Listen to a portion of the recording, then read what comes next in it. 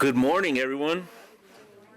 Praise God. It is always a joy and a pleasure for us in our hearts to recognize that we are in the presence of God on His day. I could remember many Sunday mornings not being in the presence of the Lord on the Lord's day, but maybe waking up wondering what happened the night before and just hurting. But for God to take that through His grace and His mercy, reach out, touch a hard heart and cause that heart to be born again to now adore Christ instead of adoring sin.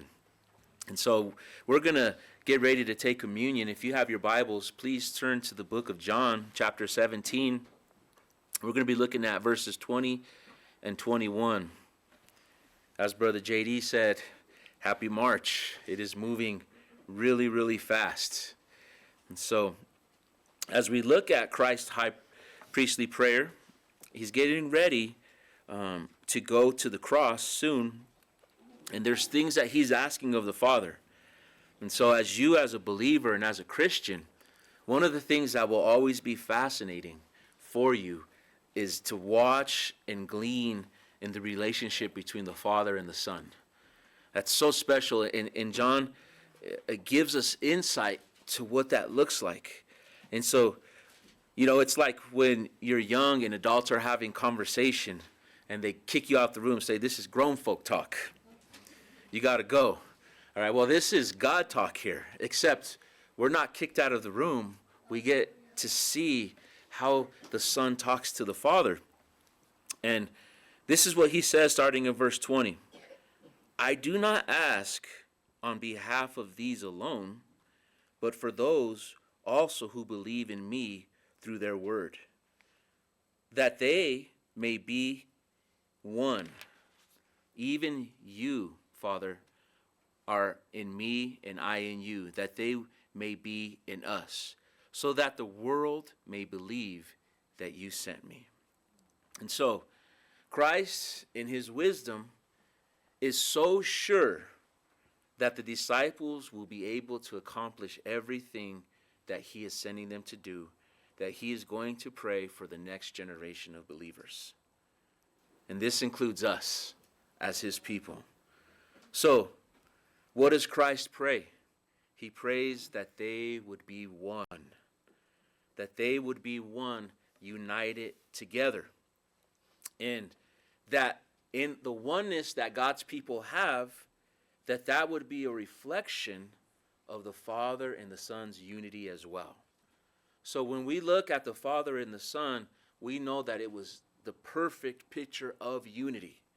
That there was nothing that they ever disagreed upon, that they were always in sync together from eternity past, and that unity is what made the Son to the Father. He knew exactly what the Father was thinking and vice versa. And this is something that the Pharisees, it drove them crazy because they had a picture of who God was. And here comes Christ and He says, if you want to see the Father, you look at me. Look at what I've done. Now, in the unity that we have, I want the disciples and the church, the people of God, to have that same unity. And let that sink in. Because I think sometimes it's hard for me as an individual to think, man, Christ prayed not only that I would have unity within His people, but also that I would be included in the fellowship of God. As believers, that is one of the greatest benefits that we have, is that we have access to the throne room of God. We have access to a relationship with God, and we have access to intimacy with God. And it's not from an arm's distance away. It's not anything where we just kind of watch from afar and say, that's really interesting how the Father and the Son are.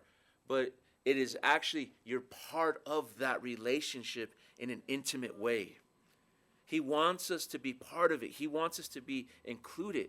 And what that does, what does this unity do? It comes through sanctification. That's what Christ says, that He was set apart. He was holy. And so when we are set apart by God, we all of a sudden, in his relationship, in his wisdom, with what he wanted, we begin to become one with Christ. Remember, we always tell ourselves this one truth. I'm not accepted by anything I do or ever did or ever will do. I am accepted because what Christ has done on my behalf.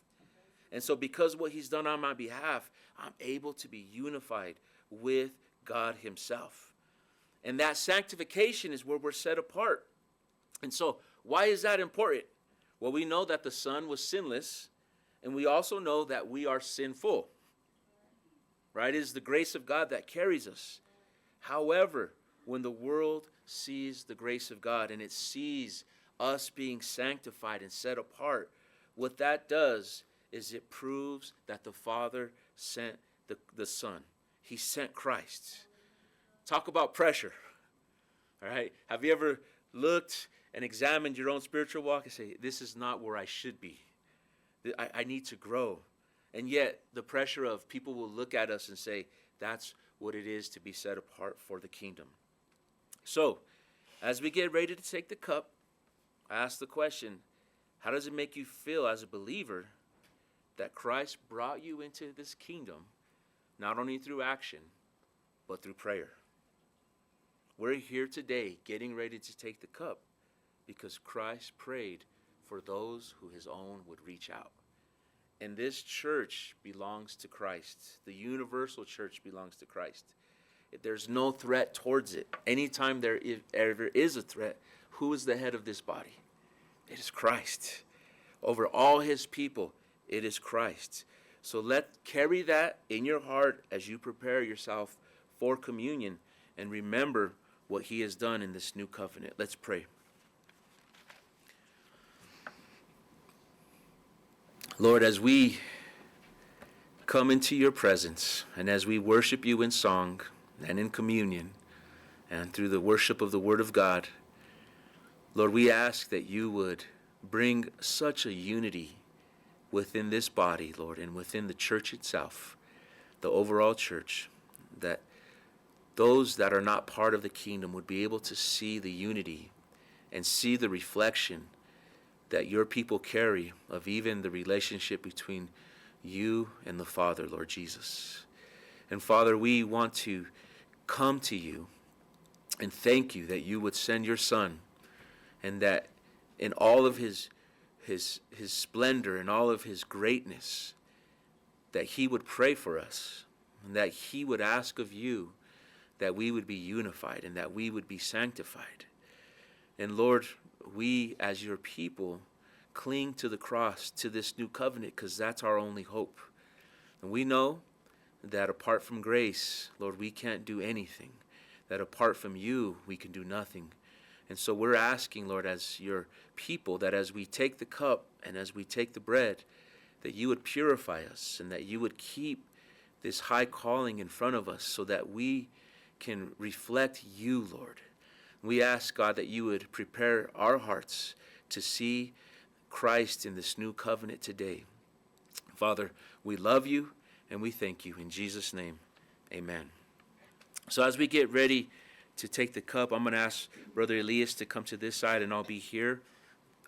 Communion is for believers. And so if you are a professing believer and you know Christ to be who Christ says he is, your Lord and Savior, your only answer for sin, the appeasement for the wrath of God, God himself sending his Son, and you trust and you believe that Christ is that you believe in your heart that God was risen from the dead, that he died on the cross for our sins, and that the Father raised him from the dead, and that you trust him for salvation, and that confession comes to your mouth, and this is for you. If you're still wrestling with this truth, it's okay. It's okay not to take communion. Wrestle with those things a little bit more and a little bit more until you have a full assurance of who Christ is. And if you have children today and you wonder, can my kids, can they take communion? Our heart would tell you this, is that do your kids understand the gospel? Do they cling to it? And if they do, continue to disciple them. Continue to show them what the cup is so that they can take it. Amen?